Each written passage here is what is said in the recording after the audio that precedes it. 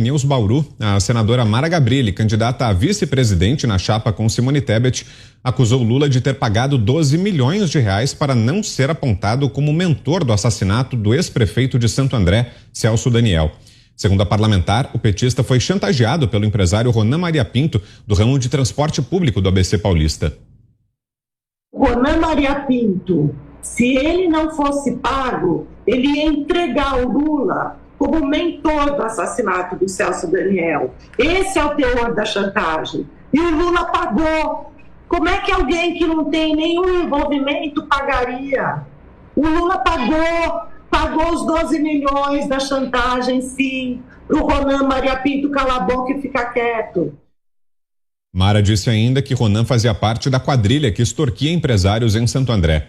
Prefeito da cidade e coordenador da campanha de Lula em 2002, Celso Daniel foi encontrado morto em janeiro do mesmo ano com marcas de tortura e tiros em uma estrada de Juquitiba, em São Paulo. Inicialmente, a Polícia Civil apontou que tratava-se de um crime comum, mas o Ministério Público declarou que a versão não se sustentava. Segundo os irmãos de Celso Daniel, Bruno e José Daniel, o homicídio foi um crime político para queima de arquivo.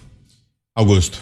Bom, o Ronan Maria Pinto estava comprovadamente envolvido aí naquela máfia que extorquia dinheiro de empresários de ônibus. O pai da Mara Gabrilli era um deles, foi um dos extorquidos também comprovadamente. Existem gravações de conversas ocorridas logo depois do crime, em que aparecem as vozes do Ronan Maria Pinto, do Zé Dirceu, não, do Gilberto Carvalho, que também era secretário, foi indicado para uma secretaria qualquer da Prefeitura de Santo André para resolver o problema da máfia que estava vazando, né? Estavam vazando as informações sobre essas irregularidades, e outras vozes aparecem mostrando o seguinte: o Ronan ameaça os interlocutores, dizendo que ele quer que o Zé Dirceu dê um jeito nisso. Eu quero que dê um jeito nisso. Eu não vou pagar sozinho, etc, etc. Bom, essas fitas foram destruídas por um juiz, não me recordo o nome dele, que tinha cabelo branco, ele foi preso. Por um tempo ele mandou queimar as fitas, mas as gravações foram copiadas antes e elas existem, estão por aí. A TV Bandeirantes mostrou na época essas gravações, que deixa esse pessoal sob suspeição gravíssima. Eu não posso acusar o Lula de nada, não sei, a Mara Gabrilli é que deve provar essas coisas. Agora, a pergunta: quem matou o Celso Daniel tem que ser respondida pelo PT, faz 20 anos. 20 anos e nada. O PT nunca, ele gostou do arquivamento do inquérito, crime comum, etc. e tal, não foi.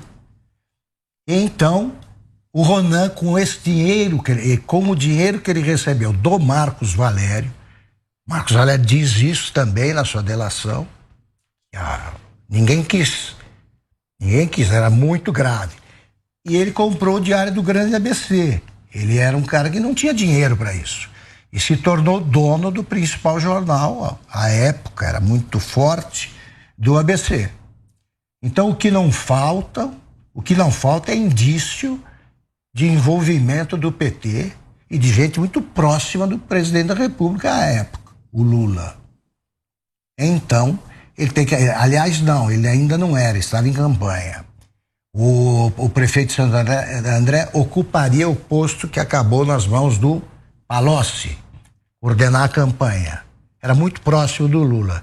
Eles é que se entendam e tratem de achar um álibi aí, porque pela segurança com que está falando, a Mara Gabrilli deve dispor de algumas provas, não sei.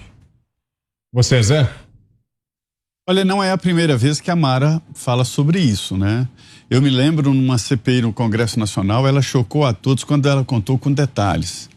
Ela sofria na casa dela, ouvindo as extorsões, e o início ali de financiamento de campanha eleitoral do PT foi exatamente no lixo e no transporte urbano, né?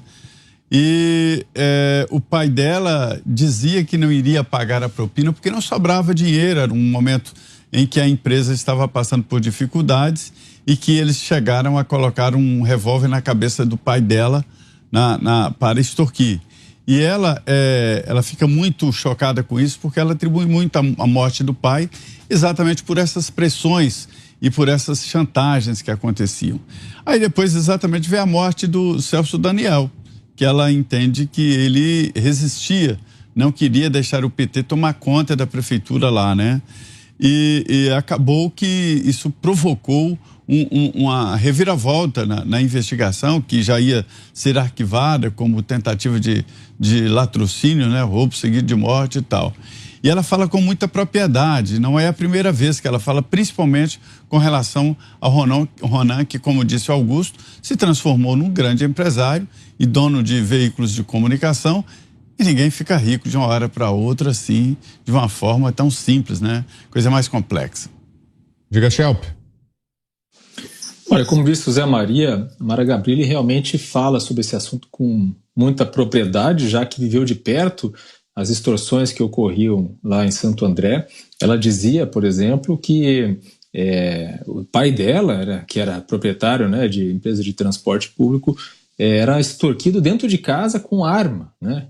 Então, ela já usou, pelo PT, né, por integrantes do PT. E ela também já atribuiu outras vezes ao Lula e a outros integrantes do PT a possibilidade de terem sido mandantes do crime. Ela já falou isso outras vezes, não é a primeira. Agora ela diz que houve essa extorsão, essa chantagem contra o ex-presidente Lula. Ela não afirma que ele teria sido mandante, mas afirma que como que alguém pode pagar, porque ela diz que ele pagou, sem ter culpa no cartório. Então esse é o comentário que ela faz. E ela também já foi citada, por exemplo, naquelas mensagens vazadas pelo Intercept da Lava Jato. Havia ali uma conversa dela com o ex-juiz Sérgio Moro, e ela depois explicou que a conversa se devia a isso também. Ela estava falando com o Sérgio Moro porque ela sempre procurou ajuda de todas as partes para esclarecer o assassinato do ex-prefeito Celso Daniel. É algo que acompanha a trajetória política da Mara Gabrilli há bastante tempo. Ela realmente não se cala em relação a isso, já recebeu ameaças, né, segundo ela, por insistir nessa questão, por falar sobre isso sempre abertamente, passando essa impressão de certeza, mas ela sempre diz que não vai deixar de falar sobre isso, independente do momento político em que se viva. Você, Ana, 2 minutos. Vitor, a nossa audiência recomenda muitíssimo o livro do nosso querido Silvio Navarro sobre a morte do Celso Daniel. Agora, a Mara Gabrilli, falando, né, com esse depoimento cheio de detalhes, falando com tanta propriedade, sabendo das entranhas, das vísceras desse projeto de poder nefasto, assassino, né, tudo muito detalhado, eu fico muito impressionada como uma pessoa que conhece esse esquema nefasto do petismo de dentro para fora, como uma pessoa pode se prestar ao papel que ela se prestou na CPI da Covid, sentando no mesmo sofá com Randolfo Rodrigues, com Omar Aziz, com Renan Calheiros, o ex-ministro Pazuello, quando ele estava lá conversando, prestando seu testemunho ali na CPI da Covid, ela foi extremamente deselegante e disse: eu não tenho pergunta, eu não quero ouvir nada desse governo, eu não quero saber nada, não vou fazer pergunta nenhuma, endossando uma falácia fantasiosa de Omar Aziz, de Renan Calheiros, de Randolfo Rodrigues, que hoje é um dos coordenadores do Lula, que está sempre de mãos dadas no escurinho do cinema com o PT. Então, eu sinto muito pela história de vida da senadora, hoje vice da Tebet, Mara Gabrilli, mas não dá para entender tanta disparidade assim nessas ações, sabe, das vísceras obscuras e nefastas de um partido e senta no sofá com a turma que apoia esse partido e esse projeto de poder? Não dá para entender, Vitor.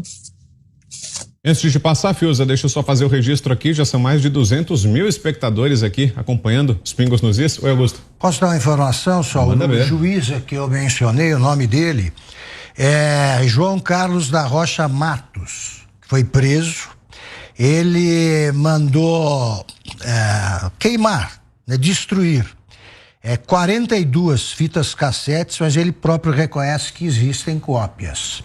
E ele diz o seguinte, que pelos diálogos que ouviu, ele próprio entendeu que a operação abafa do suposto esquema de corrupção era coordenada por Gilberto Carvalho, chefe de gabinete, na época da declaração que ele deu aqui, chefe de gabinete do presidente Luiz Inácio Lula da Silva. Na época do assassinato de Celso Daniel, Gilberto Carvalho era o secretário de governo de Santo André. Só registrando então, são mais de 210 mil espectadores agora nos acompanhando aqui nas nossas transmissões pelos canais do YouTube. Muito obrigado a você que está com a gente, a você que está nos acompanhando também, claro, em todas as nossas demais plataformas, no rádio, nas redes Jovem Pan News, Jovem Pan FM, na Panflix, na TV Jovem Pan News. Obrigado mesmo pela sua companhia. Agora você, Fiuza, em 2 minutos, que nos diz dessas declarações da senadora Mara Gabrilli sobre o caso Celso Daniel. Fiuza. Eu estava vendo a nossa notícia com a mesma perplexidade da Ana Paula Henkel. Essa chapa da Simone Tebet, candidata a presidente, ora, a campanha da Simone Tebet, a existência da Simone Tebet como presidenciável, né?